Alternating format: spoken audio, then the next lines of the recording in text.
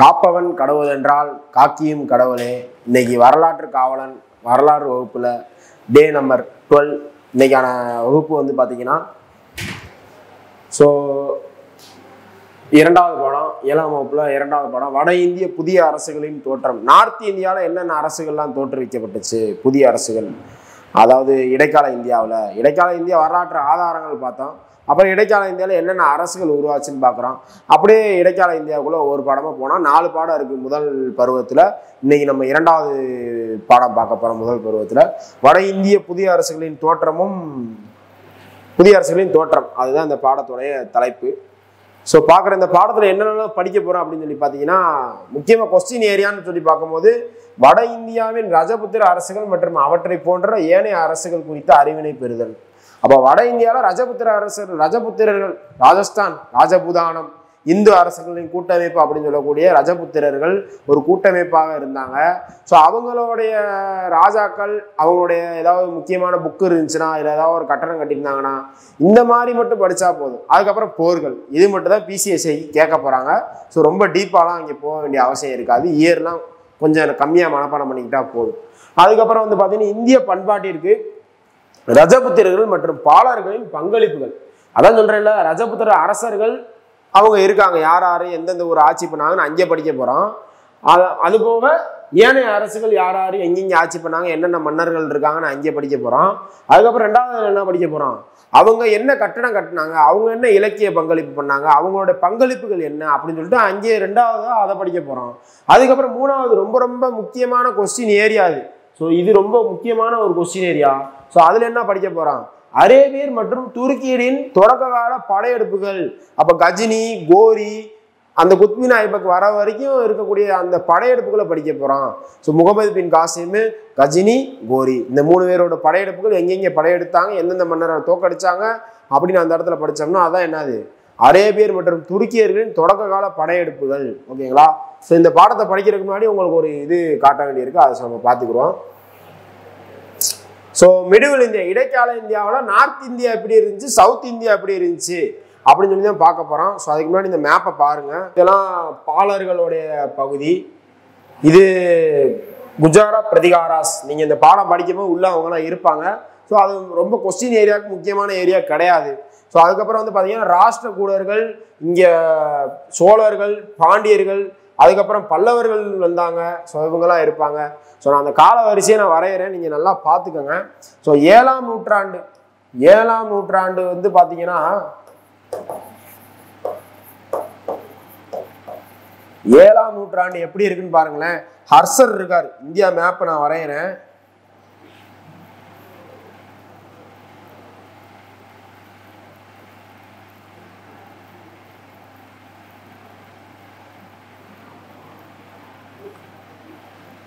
சும்மா எனக்கு தெரிஞ்ச மாதிரி வரைகிறேன். ஸோ ஹர்ஷர் இருக்காரு, புஷ்யபுதி வம்சம் ஹர்ஷர் அப்படின்றவர் இருக்காரு. ஸோ அவருக்கு ஈக்குவலாக இங்கே யார் இருக்காருன்னு பார்த்தீங்கன்னா சாளுக்கியர்கள் இருக்காங்க இந்த இடத்துல. ஸோ ராஷ்டிரகூடர்கள் இருக்காங்க.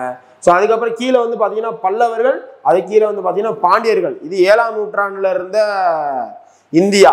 ஓகேங்களா? ஸோ அந்த பல்லவர்களுக்கு அப்புறமா தான் சோழர்கள் வந்தாங்க.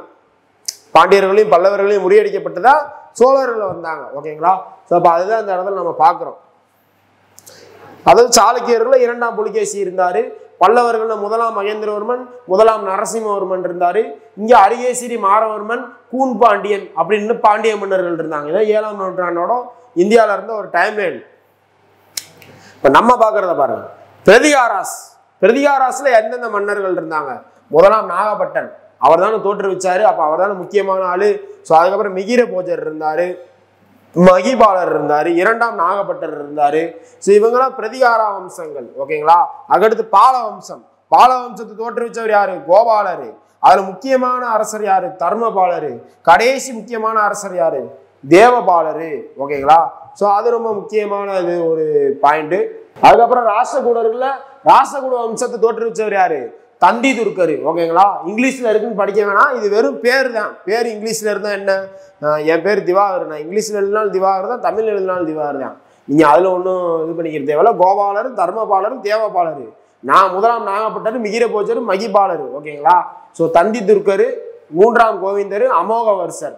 இங்க இம்பீரியல் சோழாஸ் முதலாம் ராஜராஜ சோழன், முதலாம் ராஜேந்திரன், குலோத்துங்கன் கடைசி ஆள் குலோத்துங்கன். அவர் வந்து சாளுக்கிய சோழ வம்சத்தை தோற்று வச்சிருந்திருப்பார்ல.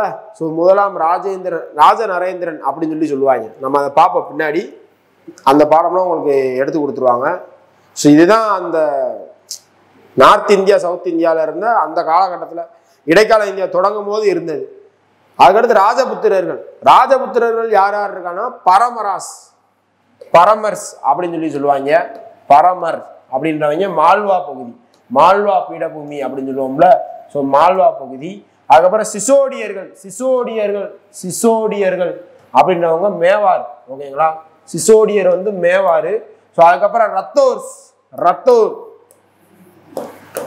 ரத்தோர் அப்படின்றவங்க வந்து பார்த்தீங்கன்னா மார்வார்.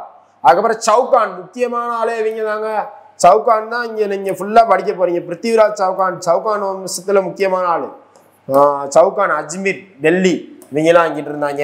சோலங்கீஸ் குஜராத் அப்படின்றதுல, காலாச்சூரிஸ் திரிபுரி, அதாவது திரிபுரி சுபாஷ் சந்திர போஸ் மாநாடு நடந்த இடம் திரிபுரி, காங்கிரஸ் மாநாடு. அப்படி ஒரு முக்கியமான 10th புக்கில் இருக்கும் உங்களுக்கு.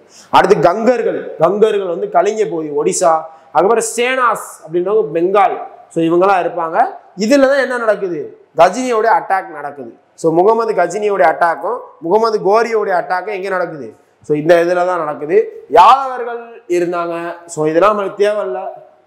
ராமச்சந்திர தேவா வந்து டெல்லி சுல்தானிய காலத்தில் இருந்தவர். பொய்சாளர்கள், ஸோ விஷ்ணுவர்தன் அப்படின்றவர் இருந்தார். அடுத்து 3ஆம் வீர பல்லாளர் அப்படின்றவர் இருந்தார். காகதியர்கள், பிரதாபருத்ரன், கணபதி தேவா, ருத்ரமாதேவி. ஸோ இவங்கெல்லாம் அந்தந்த மன்னர், மொத்தமாக இருக்கக்கூடிய மன்னர் லிஸ்ட்டு அந்தந்த வம்சத்தில் முக்கியமான ஆளுங்க. இதெல்லாம் ஸ்கூல் புக்கில் நீங்கள் படிச்சிருந்துருப்பீங்க.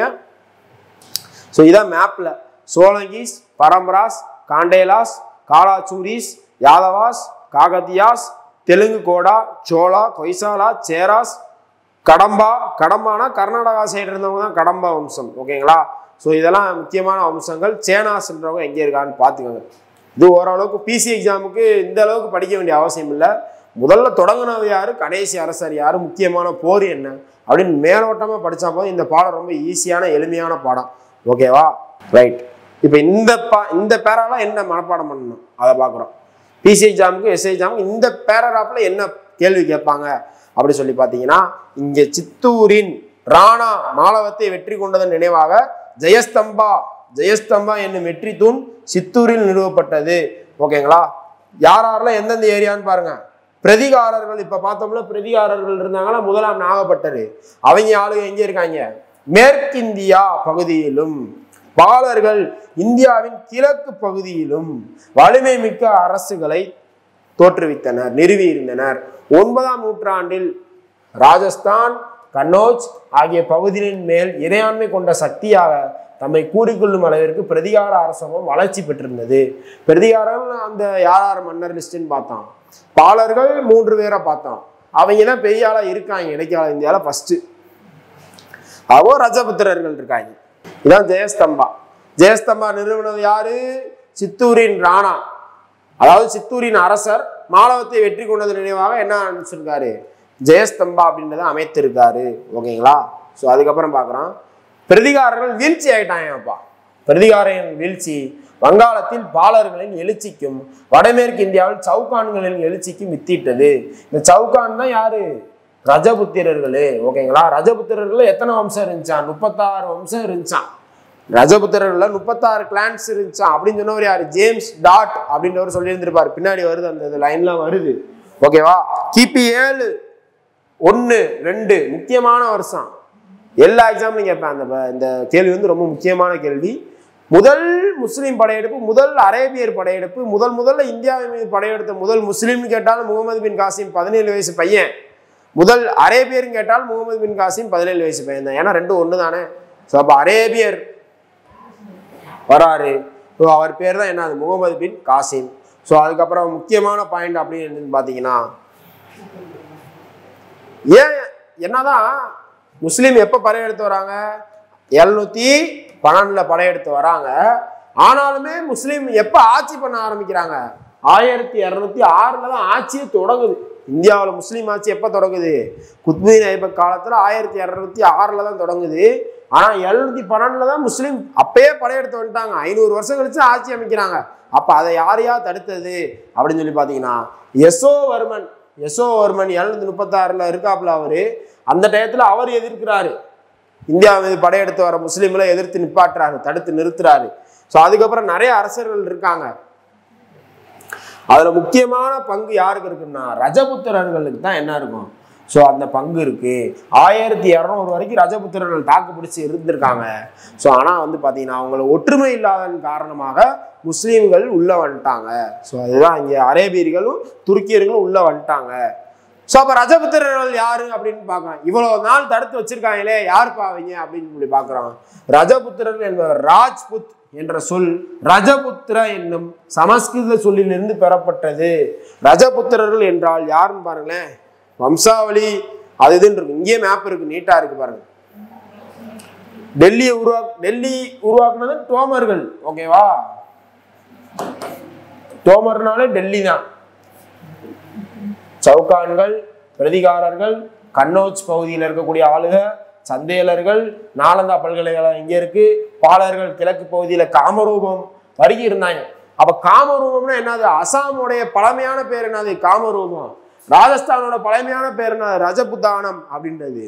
ஸோ சோழங்கிகள் குஜராத் பகுதியில் இருக்காங்க, ராஷ்டிரகூடர்கள் இருக்காங்க, சோழர்கள் இருக்காங்க.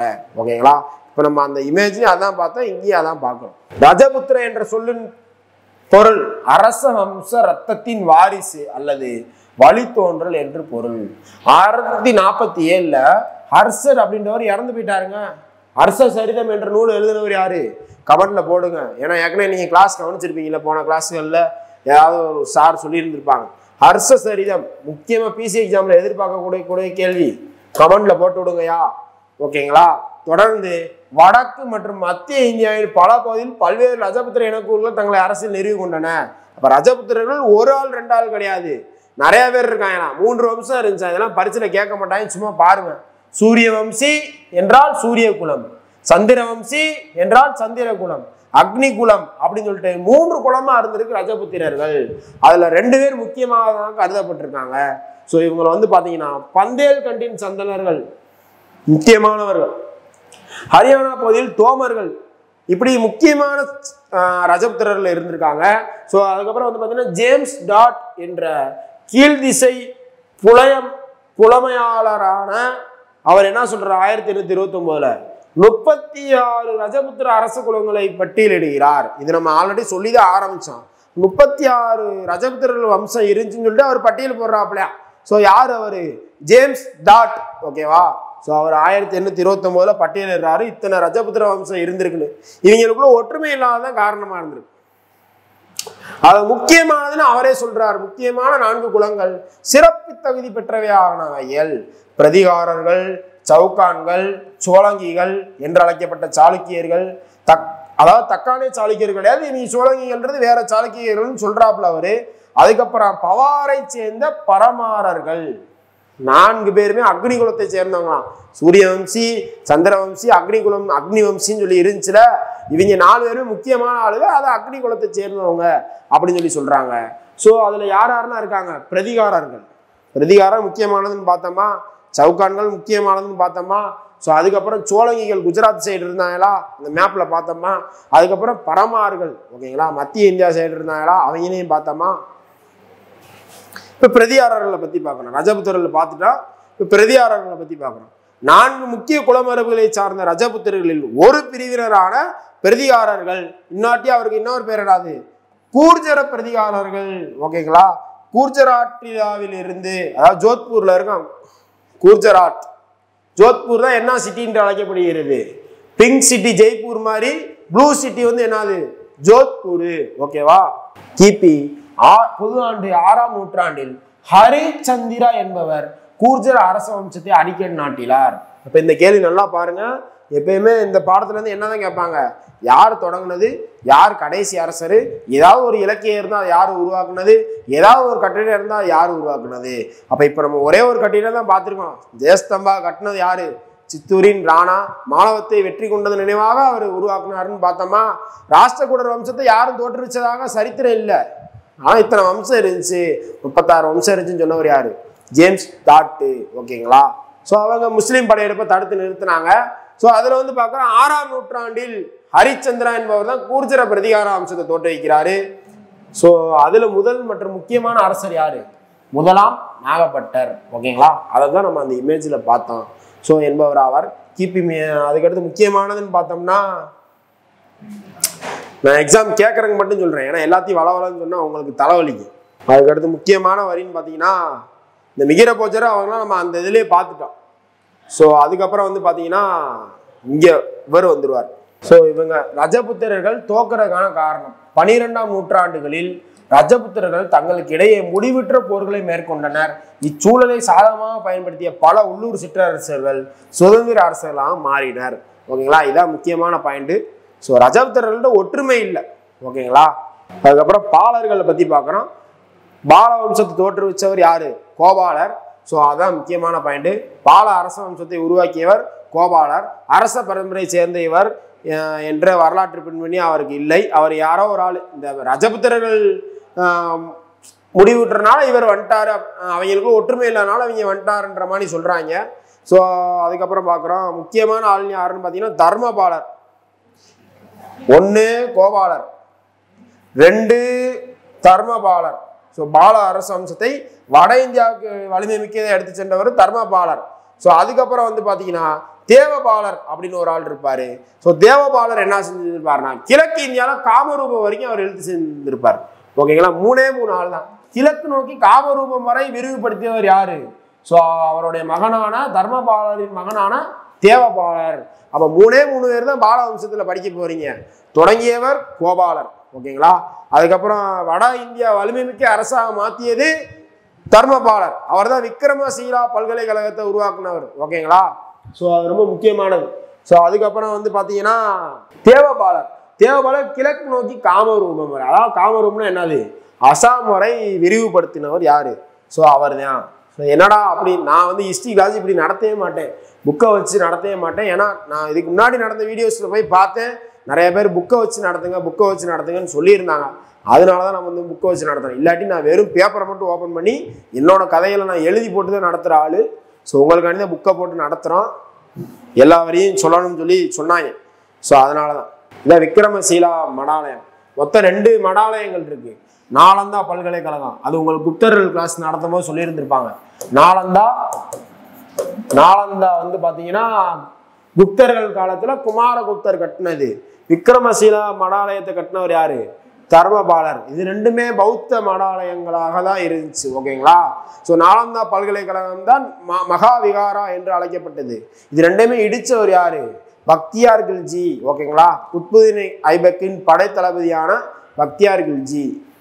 பீகார்ல சைடுல இருக்கு இது எல்லாமே. ஸோ அதுக்கப்புறம் இது ஒரு பாயிண்ட் மாதிரி இருக்கு, பார்த்து வச்சுக்கோங்க, கேட்டாலும் கேட்கலாம். தர்மபாலர் தேவபாலர் ஆகியோரின் ஆட்சி காலங்கள் வங்காளம் வரலாற்றின் சிறப்புமிக்க ஒளிரும் அத்தியாயங்கள் அப்படின்னு சொல்லி சொல்றாரு. அப்படி சொன்னவர் யாருன்னா ஆர்சி மஜும்தார். ரொம்ப முக்கியமான ஆளு ஆர்சி மஜும்தார் சொல்றாரு. யாரை பத்தி சொல்றாரு? தர்மபாலரை பத்தியும் தேவபாலரை பத்தியும் சொல்றாரு. ஓகேங்களா? ஸோ அதுக்கப்புறம் முக்கியமான பகுதிகள் எக்ஸாம்பிள் எதிர்பார்க்கப்படக்கூடிய பகுதிகள் தான் நம்ம பார்த்துக்கிட்டு இருக்கோம் இப்போ வரையும். பால வம்சத்தின் மிகச்சிறந்த அரசர் முதலாம் மகிபாலர். இதுவுமே நம்ம அங்கே பார்த்துருந்தோம். ஸோ 2ஆம் பால வம்சத்தை தோற்றுவித்தவர் யாருன்னா முதலாம் மகிபாலர். ஓகேங்களா? ஸோ பிரதிகாரர்களின் வீழ்ச்சியானது மகிபாலருக்கு வட இந்திய அரசியலில் ஒரு தாக்கத்தை ஏற்படுத்தி இருக்கு, அவருக்கு வழிவிட்டுருக்கு. அவர் பெரியார வர்றதுக்கு அது ஒரு வாய்ப்பை ஏற்படுத்தி கொடுத்துருக்கு. அப்ப முதலாவது பால வம்சத்தை தோற்றுவித்தவர் கோபாலர். வட இந்திய அரசியலில் வலிமைமிக்க அரசாக பால வம்சத்தை கொண்டு சென்றவர் தர்மபாலர். விக்ரமசீலா பல்கலைக்கழகத்தை மடாலத்தை உருவாக்கியவர் தர்மபாலர். கிழக்கு நோக்கி அசாம் வரை காமரூபம் வரை பால வம்சத்தை கொண்டு சென்றவர் தேவபாலர். இந்த தர்மபாலர் தேவபாலர் ஆட்சி தான் மிகச்சிறந்த வரலாற்று சிறப்புமிக்க அத்தியாயங்கள் சொன்னவர் ஆர்சி மஜும்தார். இதெல்லாம் நம்ம பார்த்துருக்கோம்யா. ஓகேங்களா? இதெல்லாம் கேள்விகள். இது ரொம்ப முக்கியமான பாயிண்ட். தென்னிந்திய அரசரான ராஜேந்திர சோழனின் படையெடுப்பின் காரணமாய் வாரணாசிக்கு அப்பால் தனது அதிகாரத்தை விரிவுபடுத்த அவரால் ஏவலாமல் போயிற்று. யாரால? இது வரைக்கும் பார்த்தாலும் முதலாம் மகிபாலர். ஸோ அவர் தான் பால வம்சத்தின் பண்டைய புகழையும் பெயரையும் மகிபாலர் மீட்டெடுத்தார். வாரணாசி, சாரநாத், நாலந்தா ஆகிய இடங்களில் சமயம் சார்ந்த ஏராளமான கட்டங்களை கட்டுவித்த மகிபாலர் பழைய கட்டளைகளையும் புனரமைத்தார். மகிபாலரின் இறப்பை தொடர்ந்து பாலவம்சம் வீழ்ச்சியுற்று சேனா வம்சத்தின் வருகைக்கு வழியிட்டது. பாலவம்சம் கிழக்கு சைடு பாலவம்சம் அடியானோன்னு யாரு வரா? சேனா வம்சம் வராங்க. ஸோ அதனால அது ரொம்ப முக்கியமான பாயிண்ட். அடுத்து சவுகான்கள், ரஜபுத்திரர்கள்ல ஒரு பெரிய ஆளு சவுகான்கள். 956 இருந்து இரண்டாம் தரைன் போர் வரை இருக்காங்க. 956 இருந்து இரண்டாம் தரைன் போர் வரை இருக்காங்க. இன்றைய ராஜஸ்தானின் கிழக்கு பகுதி, அதாவது சவுகான்களோட தலைநகரம் என்னது? இதுக்குதான் பரிசையில கேட்பான். சவுகான்களின் தலைநகரம் என்னது? அஜ்மீர். ஓகேங்களா? சோ பாக்குறோம், இன்றைய ராஜஸ்தானின் கிழக்கு பகுதியிலே சாகம்பரி நகரில் தலைநகரை நிறுவி ஆட்சி புரிந்தவர்கள் ஆவர். இந்த ரஜபுத்திர அரசவத்தை தோற்றுவித்தவர் சிம்மராஜா என்பவர் ஆவார். யாரு? சவுகான்கள் என்ற அரச வம்சத்தை தோற்றுவித்தவர் யாரு? சிம்மராஜா. ஓகேவா? இவர் அஜ்மீர் நகரை தோற்றுவித்தவர் எனவும் அறியப்படுகின்றார். டக்குன்னு பரிசையில கேட்டு போடுவாங்க, அஜ்மீர் நகரை தோற்றுவித்தவர் யாருப்பா? ராஜஸ்தான்ல இருக்குல்ல அஜ்மீர், அந்த நகரத்தை தோற்றுவித்தவர் யாரு? ஏன்னா அதாய் தின்கா ஜோப்ரா எங்க இருக்கு? அஜ்மீர்ல இருக்கு. டெல்லி சுல்தான் காலத்துல குத்புதீன் ஐபக்கால கட்டப்பட்டது அதாய் தின்கா ஜோப்ரா அஜ்மீர்ல இருக்கு. அந்த அஜ்மீரை உருவாக்குனது யாருன்னு கேட்கறதுக்கு ரொம்ப நேரம் ஆகாதுல. அஜ்மீரை உருவாக்கியவர் சிம்மராஜா. ஓகேங்களா? அவர் தான் சவுகான் வம்சத்தின் தோற்றுவிக்கிறாரு. சவுகான்கள் பிரதிகாரருக்கு கட்டுப்பட்ட குறுநில மன்னர்களா இருந்திருக்காங்க. பிரதிகாரர்கள் காலம் முடிஞ்சு போச்சு.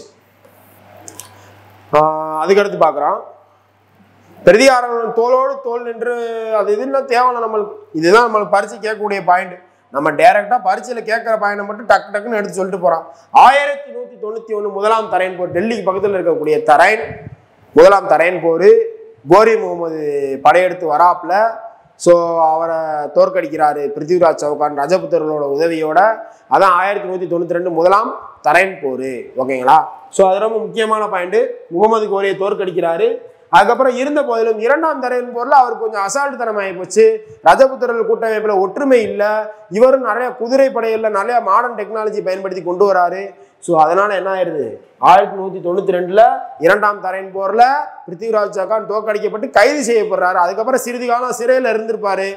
அப்புறம் நீ உனக்கு அஜ்மீரை நான் தரேன், நீ திருப்பி போய் ஆட்சி பண்ணுன்னு சொல்லி கொடுத்துருந்துப்பாரு. இதெல்லாம் அந்த டீட்டெயிலாம் அதுல இருந்திருக்காது. அவரும் ஆட்சி பண்ணும் போது இவருக்கு எதிராக சதி திட்டம் தீட்டினான்னு அதுக்கப்புறமா தான் போட்டு தள்ளி இருந்திருப்பாங்க. ஓகேங்களா? இதுதான் பிசி கொஸ்டின், பாக்ஸ் கொஸ்டின்ல போன வருஷம் பிசி கொஸ்டின்ல கேட்டது. இது நம்ம போன பாடத்திலே பார்த்துருந்தோம். பிருத்திவிராஜ் சவுகானின் மறைவுக்கு பின் சில நூற்றாண்டுகள் கழிந்த பின்பு சந்து பர்தாய், யாரு? சந்து பர்தாய் இல்ல பர்தை அப்படின்றவர் அவரோட ஃப்ரெண்டு. அவர் பிருத்திவிராஜ் சவுகானோட கதை எழுதுறாரு. இந்த கதையை நம்ம சின்ன வயசுல கேட்ட கதை. அவர் மாமனார், அதாவது அவர் லவ்வரோடைய அப்பாவுக்கும் இவருக்கும் ஆகாது. இருந்தாலும் பொண்ணை தூக்கிட்டு வந்து கல்யாணம் பண்ணிடுறாப்புல குதிரையில் தூக்கிட்டு போய். இதுதான் பிருத்திவிராஜ் சவுகான். ஸோ கன்னோஜின் அரசனுடைய மகளுக்கு திருமணம் செய்ய வேண்டும். யார்? கன்னோஜ் அப்ப இருந்தே பெரிய ஆள் தானே, அதனால பெரிய இடமா பார்த்து பிடிச்சிடறாப்புல பிருத்திவிராஜ் சவுகான். ஓகேங்களா? ஸோ அவர் பேர் தான் ஜெயதேவர். ஓகேங்களா? ஸோ அந்த வரையை அப்படியே பார்த்துக்கணும். இது ஒன்றும் இல்லை, சும்மா கதை தான். எழுதினவர் யாரு? பிருத்திவிராஜ் ஆசோ எழுதினவர் யாரு? சந்து பர்தாய். ஓகேங்களா? அடுத்து கலை, இதுதான் நம்ம இடத்துல முக்கியமா படிக்க வேண்டியது. ஓகேங்களா? ரஜபுத்திரர்களின் ஓவியம், நடனம், இசை, சிற்பம் ஒவ்வொன்றும் தனித்தன்மை வாய்ந்தவை.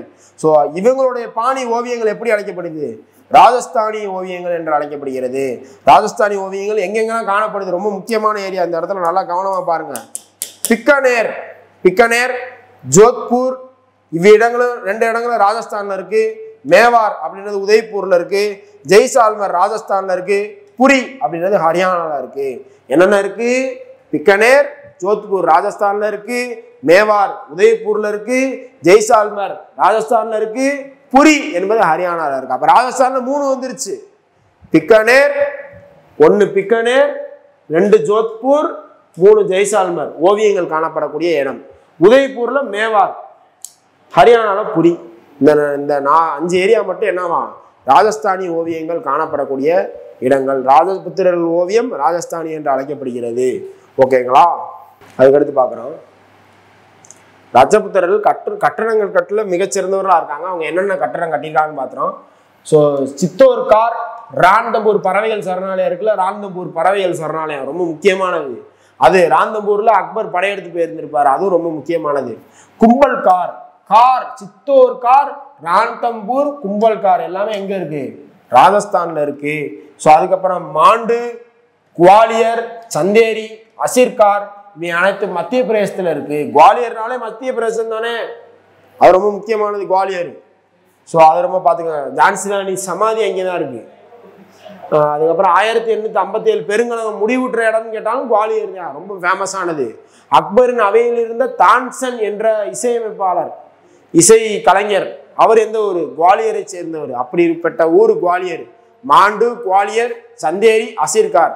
சந்தேரி போர் 1528 பாபர் சந்தேரி போர் தெரியும்ல.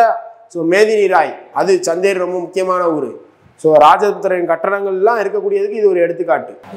குடியிருப்பு கட்டடங்களுக்கு குவாலியரில் உள்ள மான்சிங் அரண்மனை, ஆம்பர் பகுதியில் உள்ள கோட்டை ஆம்பர் கோட்டை, உதய்பூரில் ஏரியின் நடுவே அமைந்துள்ள அரண்மனை, இது எல்லாமே குடியிருப்பு கட்டடக்கலைக்கு ஒரு முக்கியமானது. இது சும்மா வாஸ்ட் மட்டும் விட்டுக்கோங்கயா, அந்த அளவுக்கு தேவையில்லை.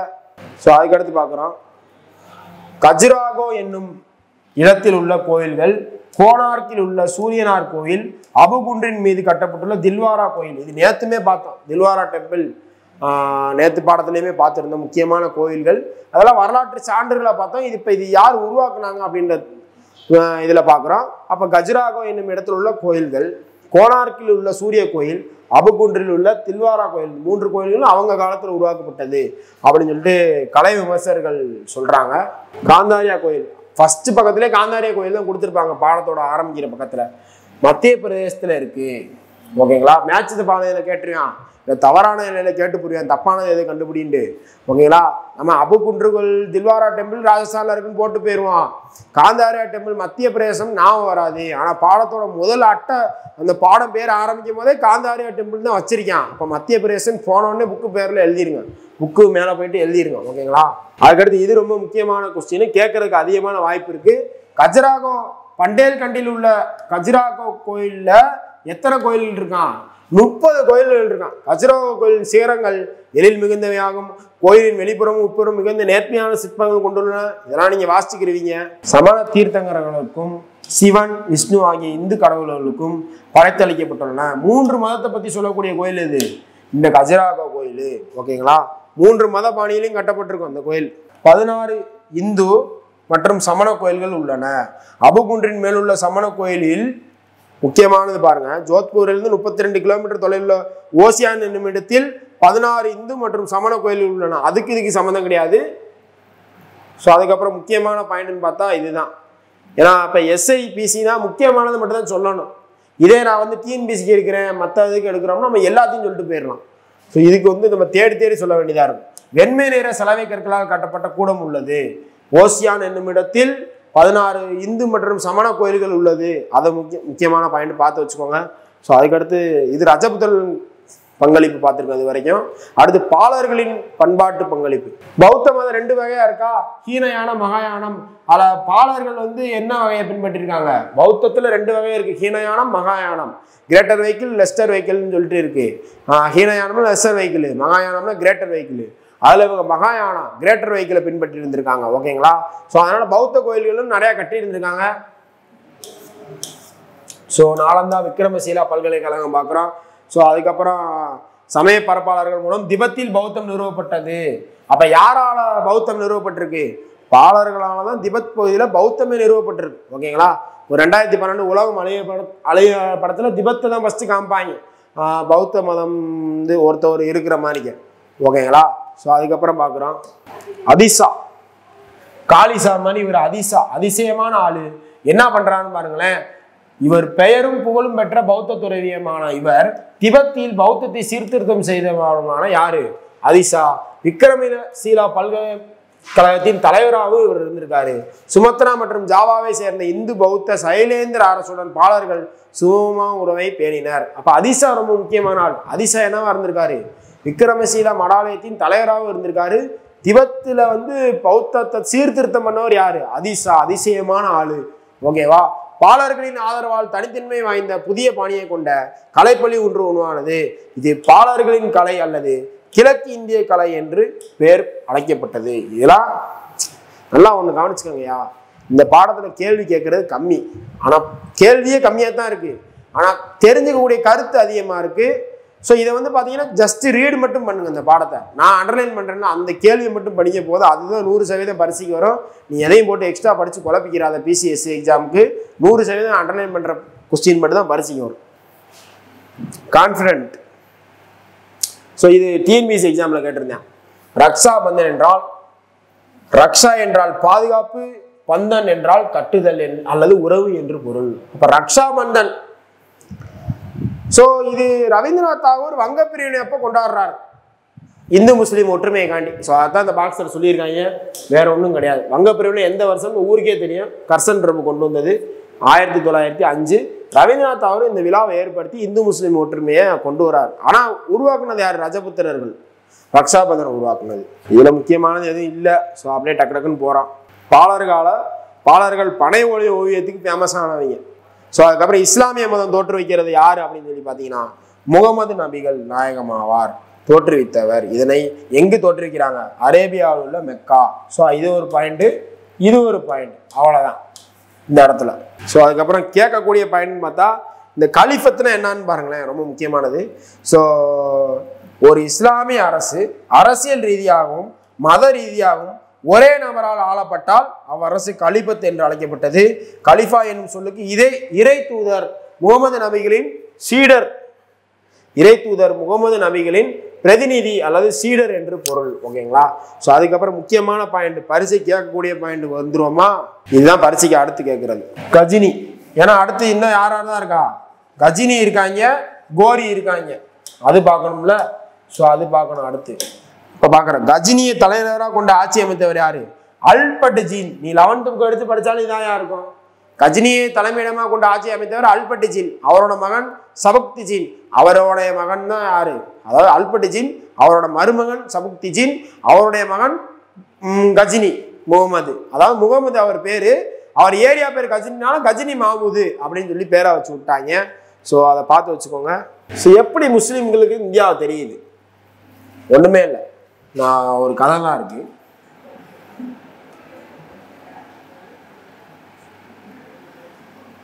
ஸோ இந்தியா மேப்னு நினச்சிக்கோங்கய்யா. ஸோ இந்தியாவில் வந்து பார்த்தீங்கன்னா இது அரபிக் பெருங்கடல். இந்த அரபிக் பெருங்கடல் இந்த சிந்து பகுதி ஆட்சி செஞ்சு கொண்டு இந்த மன்னர் பேர் தான் என்னது? தாகீர். ஓகேங்களா?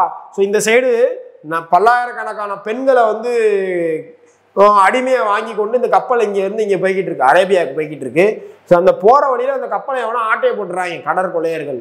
அதை கண்டுபிடிச்சு தரும்படி அங்கேருந்து நியூஸ் வருது. எங்கேருந்து? இந்த அரசாங்கம். எந்த அரசாங்கம்? உமையது அரசின் படைத்தளபதி. அதாவது உமையது அரசு அவங்க அந்த கப்பலை கண்டுபிடிச்சு சொல்லி ஒரு நிறைய பேர்த்த அனுப்புகிறாங்க, ஹஜாஜ் அப்படி இப்படிலாம் அனுப்புகிறாங்க.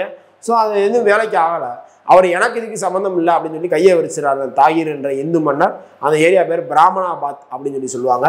ஸோ அந்த இந்து மன்னர் கையை விரிச்சிடாரு, எனக்கு இதுக்கு சம்மந்தம் இல்லைன்னு.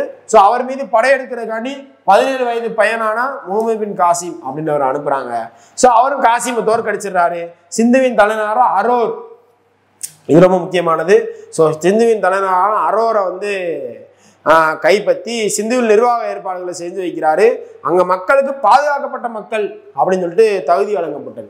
அங்கே இருக்கக்கூடிய இந்துக்கள்லாம் எப்படி அழைக்கப்பட்டாங்கன்னா ஜிம்மிஸ் என்று அழைக்கப்பட்டாங்க, சிம்மிஸ் அப்படின்னு சொல்லி சொல்லுவாங்க. ஸோ இந்துக்கள் வந்து சிம்மிஸ் என்று அழைக்கப்பட்டாங்க. இதெல்லாம் புக்கில் இல்லை. ஓகேங்களா? சும்மா கேட்டு தெரிஞ்சு வச்சுக்கோங்க. ஸோ அதுக்கப்புறம் கலிஃபாவால் திரும்பி அழைக்கப்பட்டார். ஒன்றும் அந்த அளவுக்கு இந்த இடத்துல எந்த பாயிண்ட் இருக்காது. ஸோ 0 முதல் 9 வரையிலான எண்களை அவர்கள் இந்தியாவிலிருந்தே கற்றுக்கொண்டனர். யாரு? அரேபியர்கள். நம்ம இப்ப படிக்கிறது என்னது? ரோமன் லெட்டர்னு சொல்லி இப்படி படிக்கிறோம். 1 2 3ன்னு அரேபிய எண்களை தான் படிக்கிறோம். நம்ம தமிழ் எண்கள் இது கடலை உருண்டை இங்கே வந்து சாப்பிட்டோம் அப்படின்னு படிப்போம்ல. ஸோ அது ஒவ்வொரு எண்களும் ஒவ்வொரு மாதிரி இருக்கும். ஸோ முதல் படையெடுப்பு 712ல் முகமது பின் காசிம் படையெடுத்து வந்தாரு, தாகீரை வந்து தோற்கடிக்கிறாரு. இதுதான் விஷயம். சிந்து பகுதி தலைநகரம் அரோரு, பாதுகாக்கப்பட்ட மக்கள். முதல்ல அவர் அடித்த போதி முல்தான், அவர் தங்க நகரன் பேர் வச்சுட்டு போயிருந்திருப்பாரு. ஆனால் இதெல்லாம் எக்ஸ்ட்ரா பாயிண்ட், இதெல்லாம் கண்டென்ட்டுக்கு வெளியே போகுது. நம்ம அதெல்லாம் உள்ள திருப்பி வந்துடுறோம். ஏன்னா நம்ம பிசிஎஸ் எக்ஸாமுக்கு தான் இதை மெயின் பண்ணி போடுறது. அதுக்கப்புறம் பாருங்க, மேலை நாட்டவரும் அரேபியர்களும் சதுரங்க விளையாட்டை இந்தியாவிலிருந்து, அப்போ சதுரங்க விளையாட்டு எங்கே உருவாயிருக்கு? இந்தியாவிலிருந்து தான் உருவாயிருக்கு. நம்பப்படுகிறது இருந்தாலும் இந்தியாவில் தான் உருவாச்சு. இதாங்க மெயினான விஷயம். கொஸ்டின் ஏரியாக்குள்ள நுழைஞ்சிட்டான். கஜினி மஹமூது 17 முறை இந்தியா வந்து படையெடுத்து வந்திருக்காரு. எப்போ இருந்து எப்போ வரைக்கும்? 1001 இருந்து 1027 வரைக்கும் 17 முறை படையெடுத்து வந்திருக்காரு. இது கஜினி முகமதுடைய காலம். ஓகேங்களா, அவர் மன்னரா இருந்த காலம். இது ரொம்ப முக்கியமான பாயிண்ட். அடுத்து 1001 1008 முக்கியமான பாயிண்ட். முதலாம் பெசாவர் போர், இரண்டாம் பெசாவர் போர். இரண்டாம் பெசாவர் போருக்கு வைகந்த் போர் என்று வேறு ஒரு பெயரும் உள்ளது. ஓகேங்களா, சோ அதையா பாக்குறோம். 1001ஆம் ஆண்டு தோற்கடிக்கப்படுறார் யாரு? சோ அவர் பேர் ஜெயபாலர். ஓகேங்களா, சோ ஜெயபாலர் 1008ஆம் ஆண்டு அவரோட மகன் அனந்தபாலர் தோற்கடிக்கப்படுறாரு. இந்த ரெண்டே பாயிண்ட் தான் இங்க படிக்க போறீங்க. கஜினி மஹமூதோட முக்கியமான போர்.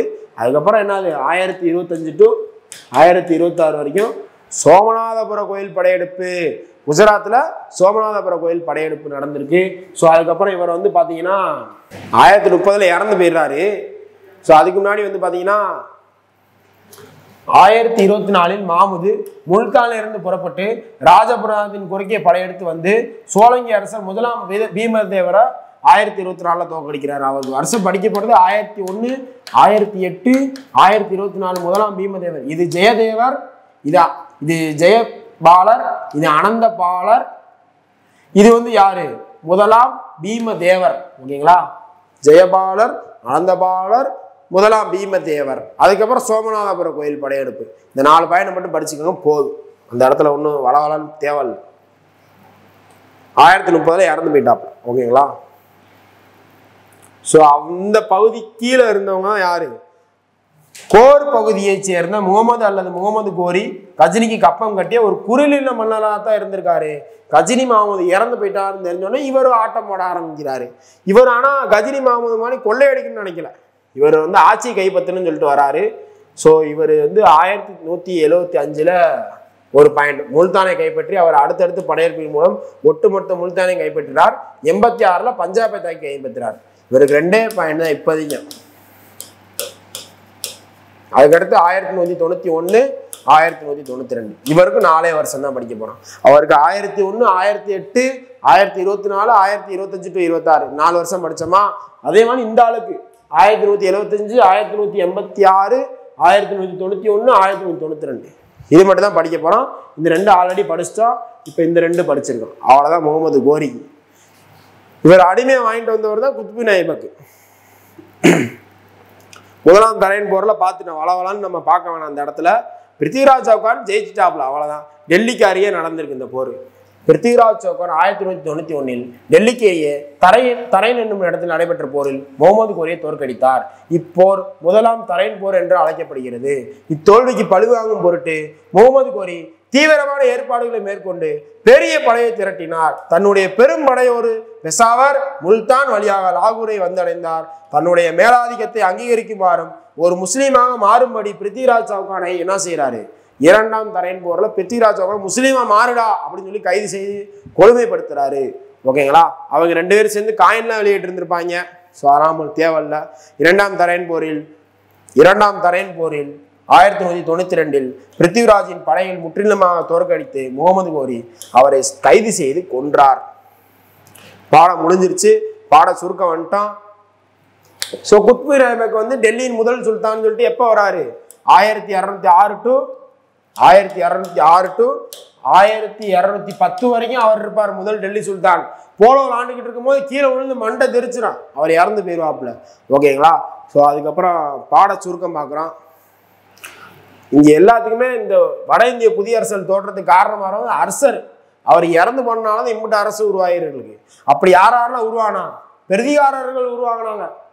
ஓகேங்களா, குஜராத் அப்படின்னு சொல்லி பார்த்தோம்னா ஒரு ஊரு ஜோத்பூர் பக்கத்துல. ஓகேங்களா, அதுக்கடுத்து பாலர்கள் உருவாகினாங்க, சவுகான்கள் உருவாகினாங்க, பரமாரர்கள் உருவாகினாங்க. ஓகேங்களா, அந்த 4 முக்கிய மரபுகள்னு பார்த்தோமா ஜேம்ஸ் டாட் சொன்னது 36 கிளான்ல. ஸோ அதுக்கடுத்து பிரதிகாரர்களும் பாலர்களும் வடக்கு சமையலை கைப்பற்றுறது பிஸியா இருந்தாங்க. பிரதிகாரர்களும் பாலர்களும் கன்னோஜ் தான் முக்கியமான, ஏன்னா அதான் செல்வமயமிக்க ஒரு ஏரியாவா இருந்துச்சு. கன்னோஜை கைப்பற்ற நடந்த தொடர் மோதலிலும் குறுநில தலைவர்களையும் சிற்றரசையும் தங்களை சுதந்திர அரசுகளாக அறிவித்துக் கொண்டனர். போர் நடக்கிறதுனால சின்ன சின்ன ஆளு பூரா நான் பெரிய ஆளுன்னு தன்னைத்தானே அறிவிச்சுக்கிறான். இவங்க அதில் கான்சன்ட்ரேஷன் பண்ணவே இல்லை. ஏன்னா கன்னோஜ் தான் பெரிய இடமா இருக்குனால அதை நோக்கியே போரிட்டு கொண்டுட்டு இருக்காங்க. ஓகேங்களா? ஸோ ரஜபுத்தர்களும் பாலர்களும் படிப்படியாக வளர்ந்து வந்த இந்திய பண்பாட்டிற்கு மெச்சத்தை வந்து பங்களிப்பை சேர்ந்தனர். அதெல்லாம் நம்ம பார்த்தோமா, ரஜபுத்தரின் பங்களிப்பு, ராஜஸ்தானி ஓவியங்கள், பிக்கனேர் ஓவியங்கள், மேவார் ஓவியங்கள், புரி, ஹரியானால புரி பார்த்தோமா, இந்த மாதிரி முக்கியமான ஓவியங்கள் இருக்கக்கூடிய ஏரியாங்களை பார்த்தோமா. ஸோ அதுக்கப்புறம் கோயில்கள், தில்வாரா கோயில் பார்த்தோமா, கஜுராகோ கோயில் பார்த்தோமா, முக்கியமான கோயில்கள் இருந்துச்சா. ஸோ அதுக்கப்புறம் அரேபியரின் விரிவாக்க முயற்சியில் பல அரசுகளால் எதிர்க்கப்பட்டன. 500 வருஷம் முஸ்லீம் வரல. ரஜபுத்தர் ஒற்றுமை இல்லை, பால வம்சம் இல்லை, பிரதிகாரர்கள் இல்லை, யாருமே இல்லைன்றோடனே முஸ்லீம் வந்துட்டாங்க. ஓகேங்களா? ஸோ கொள்ளையடிப்பதை நோக்கமாக கொண்ட கஜினி மஹமூதின் திடீர் ராணுவ தாக்குதல்கள், 17 முறை படையெடுத்து வந்தவர். அதுக்கப்புறம் முகமது கோரி வந்து ஆட்சியை பிடிக்கிறாரு. இப்படிதான் இஸ்லாமிய ஆட்சி உள்ள வருது. இப்போ வட இந்திய புதிய அரசுகள் தோற்றத்துல முக்கியமான பாயிண்ட்னு பார்த்தா அந்த பாக்ஸ் ஒன்று தான் இருந்துச்சு. அதையும் பரிசையில் கேட்டாங்க. ஸோ அதுக்கப்புறம் கோயில் இருக்கு, அது எந்தெந்த ஊர்ல இருக்குன்றது இருக்கு. ஓகேவா? மத்திய பிரதேசத்துல அதெல்லாம் மட்டும் தனியா எழுதி போட்டிருக்கேன், எழுதி நோட்ஸ் அதை மட்டும் எடுத்துக்கணும்.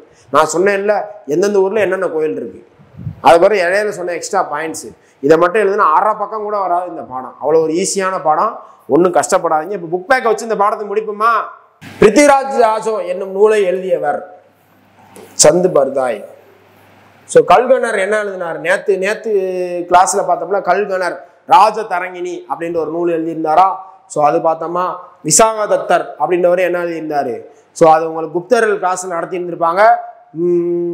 அது என்ன புக்குன்னு சொல்லி உங்களுக்கு கமெண்ட்ல போட்டு விடுங்க. ஓகேங்களா? விசாகதத்தர் அப்படின்ற ஒரு புக் எழுதியிருந்திருப்பார். ரொம்ப முக்கியமான 2 புக்கு. ஓகேங்களா?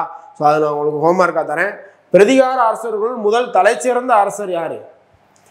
ஸோ முதல் தலைச்சிறந்த அரசர் யாருன்னா 1ஆம் நாகபட்டர். ஓகேங்களா? ஸோ அதை பார்த்துக்கிறோம் அந்த இடத்துல. ஸோ அது ரொம்ப முக்கியமான பாயிண்ட். ஜெயபாலர் அப்படின்றவர் இங்கே வருவார். எங்கே? 1001 கஜினியோட மோதினார்ல, அவர் தான் ஜெயபாலர். 1001 1ஆம் பெசாவர் போர் கஜினியோட மோதினார்ல. ஸோ அது ரொம்ப முக்கியமானது. அடுத்து கஜினி என்னும் ஒரு சிறிய அரசு எங்கு அமைந்திருந்தது? ஆப்கானிஸ்தான் சைடு அமைந்திருந்தது. என்னது? கஜினி அரசு. கஜினி மஹமூதின் படையெடுப்பிற்கு முக்கிய காரணம் யாது? இந்தியாவின் செல்வத்தை கொள்ளையடிப்பது. ஓகேங்களா? ஆமா தானே? அவர் தானே 17 முறை படையெடுத்து வெறும் கொள்ளையடிக்க மட்டும் தான் வந்தார். கோரி ஒரு ஆள் தான் நிர்வாகம் பண்ண வந்தார். ஸோ 1ஆம் தரையின் போர், 2ஆம் தரையின் போர் அவருக்கானது. ஓகேங்களா? அவர் அரசு நிறுவனத்துக்குலாம் வரல. விக்ரமசீலா பல்கலைக்கழகத்தை தோற்றுவித்தவர் யாரு? தர்மபாலர். எனக்கு தெரிஞ்சு இதுல புக் பேக் மட்டும் படிச்சாலே போதும். டேசில் சிந்துவை அரேபியர் கைப்பற்றினார். 712 முகமது பின் காசிம் வந்து கைப்பற்றினாரா? முல்தானை அடிச்சு ஜெயபாலரை போட்டு தள்ளி, சாரி அவர் பேர் தாகீரை வந்து போட்டு தள்ளிட்டு முகமது பின் காசிம் கைப்பற்றினாரா? அதுக்கப்புறம் அஜ்மீர் நகரத்தை நிர்மாணித்தவர் யாரு? சிம்ம ராஜா. சவுகான் அம்சத்தை தோற்றுவிச்சவர் இவர் தான் சொல்லி பார்த்தோமா. காந்தாரியா கோயில் எங்க இருக்கு? மத்திய பிரதேசத்துல இருக்கியா? அதே பார்த்தோமா. அட்டப்படத்துல இருக்குன்னு சொல்லி பார்த்தோமா இந்த பாடம் தொடக்கத்துல. ஸோ ரொம்ப முக்கியமானது. ஓகேங்களா? ஸோ கஜுராகோ எங்க இருக்கு? பத்தேல்கண்டு. இது இப்ப நடந்த குரூப் 2 எக்ஸாம்ல இப்ப நடந்துச்சு, அப்ப கேட்டிருந்தான். சூரியனார் கோயில் கோனார்க் ஒடிசால இருக்கா? தில்வாரா கோயில் ராஜஸ்தான் மவுண்ட் அபு குன்றுகள்ல இருக்கா? ரஜபுத்திர என்பது ஒரு லத்தீன் வார்த்தையா? இல்லை, சமஸ்கிருத வார்த்தை. ரஜபுத்திரர் என்றால் ராஜ குடும்பத்தின் வாரிசு அல்லது வழித்தோன்றர்கள் என்று அர்த்தம். ஓகேங்களா? ஸோ அப்ப இது தப்பா இருக்கு. அரசர் கோபாலர் மக்களால் தேர்ந்தெடுக்கப்பட்டார். ஸோ அவர் வந்து பார்த்தீங்கன்னா முக்கியமானது அதான். அரசர் கோபாலர் வந்து அவர் ஒரு அரசரே கிடையாது. ஸோ அவர் மக்களால் தான் தேர்ந்தெடுக்கப்பட்டிருப்பாரு. ஸோ அதுக்கப்புறம் அபு குன்றில் அமைந்துள்ள கோவில் சிவபெருமானுக்கு. ஸோ இது வந்து சமணர்களுக்கு ரக்ஷாபந்தன் சகோதரர் தொடர்பான விழாவாகும். ரைட்டு. இந்தியர்கள் 0 முதல் 9 வரையான எண்களை அரேபியர் வந்து கற்றுக்கொண்டனர். இந்தியாவில இருந்தா அரேபியர் கத்துட்டு போனாங்க. அப்ப இதுவும் தப்பு. ஓகேங்களா? கன்னோஜின் மீது ஆதிக்கத்தை நிறுவவே மும்முனை போராட்டம் நடைபெற்றது. ரைட்டா? கன்னோஜி ஏன்னா மிகப்பெரிய நகரம், செல்வம் மிக்க நகரமா இருந்துச்சு. அப்ப இதுக்கு என்ன ஆன்சர்? இதுதானே. அடுத்த கேள்வி பார்க்கிறோம். மகிபாலரால் தனது நாட்டை வாரணாசியை கடந்து விரிவுபடுத்த முடியவில்லை. ஏனென்றால் 1ஆம் ராஜேந்திர சோழன் அவர் மிகப்பெரிய ஆளா இருந்தார். ஸோ அதனால மகிபாலர் வாரணாசியை கடந்து வரவே முடியல அப்படின்னு சொல்லிட்டு நம்ம பாடத்தில் பார்த்துருந்தோம் மேலே ஒரு லைனில். ஸோ அப்போ ரெண்டுமே சரியாக இருக்கக்கூடிய பாயிண்டாக தான் இருக்கு. 1 மற்றும் 2 சரி. இந்தியாவில் இஸ்லாமிய காலகட்டம் 712 அரேபியர் சிந்துவை கைப்பற்றியுடன் தொடங்கவில்லை. கூர்ஜ பெரியார்கள் அரேபியா கடுமையாக எதிர்த்தனர். ஆமா தானே, 500 வருஷம் இந்தியாவுக்குள்ள வர முடியல இவங்களால. ஸோ அதான முக்கியமான பாயிண்ட். காரணம் கூற்றுக்கான சரியான விளக்கமே. 2ஆம் தரைன் போரில் பிருத்திவிராஜ் சவுகான் தோல்வியடைந்தார். காரணம் ரஜபுத்திரில் ஒற்றுமை இல்லை. அப்ப இந்த 2 பாயிண்ட் ரைட்டு தானே. அப்ப ஏதானே ஆன்சரு? ஓகேவா? ரக்ஷா பந்தன் மரபு ராஜபுத்திரில் உடையது, ரைட்டு. வங்க பிரிவினின் போது ரவீந்திரநாத் தாகூர் பெருமொழி மக்கள் பங்கேற்ற ராஜபுத்திர ரக்ஷாபந்தன் விழாவை ஏற்படுத்தினார், ரைட்டு. இந்துக்களையும் முஸ்லீம்களையும் பிரிப்பதற்காக ஆங்கிலேயர் மேற்கொண்ட முயற்சிகளுக்கு எதிராக இது திட்டமிடப்பட்டது, ரைட்டு. அப்ப எல்லாமே ரைட்டு தானே. மேற்கொண்டும் அனைத்தும் சரியானவை. ஓரிரு வாக்கியங்கள் விடையளிக்கும். கன்னௌஜி மீது மும்முனை போட்டி எதுக்கு நடந்தது? அது மிகப்பெரிய ஏரியாவா இருந்துச்சு. ஏற்கனவே இந்த ஒரு கொஸ்டின் மேல இருக்கு. ஸோ அதை பார்த்துக்கோங்க. 4 ரஜபுத்திர குழுக்கள் பார்த்தோம்ல. பிரதிகாரர்கள், சவுகான்கள், சோழங்கிகள், டோமர்கள், நிறைய ரஜபுத்திரர் குழு பார்த்தோம்னா ஏதோ ஒரு 4 எழுத சொல்றாங்க. பால அரச வம்சத்தை நிறுவியவர் யாரு? கோபாலர். 1ஆம் பால அரச வம்சம்னா கோபாலர், 2ஆம் பால அரச வம்சம்னா 1ஆம் மகிபாலர். ஓகேவா? இது நம்மளுக்கு தேவையில்ல. முகமது காசிம் தோற்கடித்த சிந்து மன்னனின் பேர் என்னது? தாகிர். போர் நடைபெற்ற ஆண்டு, 1ஆம் தரையன் போர் நடைபெற்ற ஆண்டு என்னது? 1191. 2ஆம் தரையன் போர் 1192. போருக்கான காரணங்கள்: கோரி ஆட்சியை கைப்பற்ற வராரு, பிருத்திவிராஜ் சவுகான் தோற்கடிக்கிறார். யாரை தோற்கடித்தார்? கோரி தோல்வி, சவுகான் வெற்றி. இது அப்படியே இங்க ஆப்போசிட். கோரி வெற்றி, சவுகான் தோல்வி. ஸோ இது பார்த்துக்கோங்க.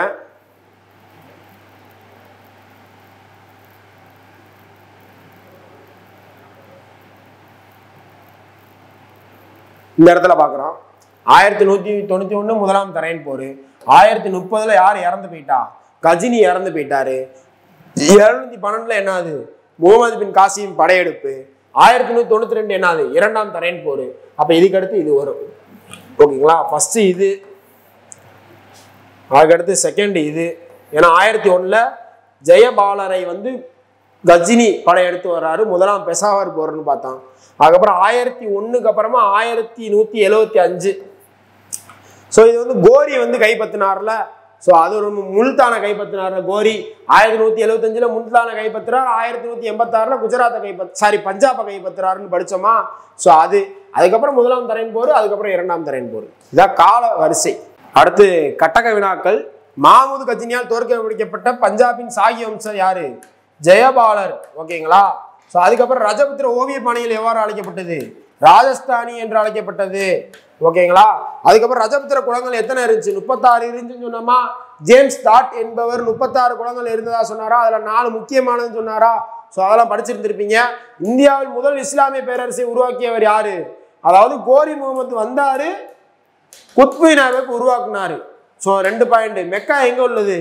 அரேபியாவில் உள்ளது. டெல்லியின் முதல் சுல்தான் யாரு? குத்புதீன் ஐபக்கு. ஓகேங்களா? ஸோ இவ்வளோதான் முடிஞ்சு போச்சு இந்த பாடம். நல்லா படிங்க. ஸோ இந்த பாடம் ரொம்ப சும்மா வாசிச்சா போதும், அந்த அளவுக்கு அவசியம் இல்லை. ஆனால் முதல் பாடம் ரொம்ப முக்கியமான பாடம். அது நிறைய மனப்பாடம் பண்ணுற மாதிரி இருக்கும். அதை நல்லா படிச்சுக்கோங்க. இதை வாசிச்சா போதும். இந்த பாடத்தை ஒரு 4-5 கொஸ்டின் தான் முக்கியமானதாக இருக்கும் இந்த பாடத்தில். ஸோ அடுத்த வகுப்பில் நாளைக்கு சந்திப்போம். இந்த வகுப்பில் நான் கொடுத்த ஹோம்ஒர்க்லாம் நீங்கள் கரெக்டாக கமெண்ட்டில் போட்டுருங்க. நான் பார்ப்பேன். நாளைக்கு நான் யார் சொன்னாங்கன்ற அவங்க பேரை நான் இங்கே சொல்லுவேன். ஓகேங்களா? ஸோ நாளைக்கு சந்திப்போம். நன்றி.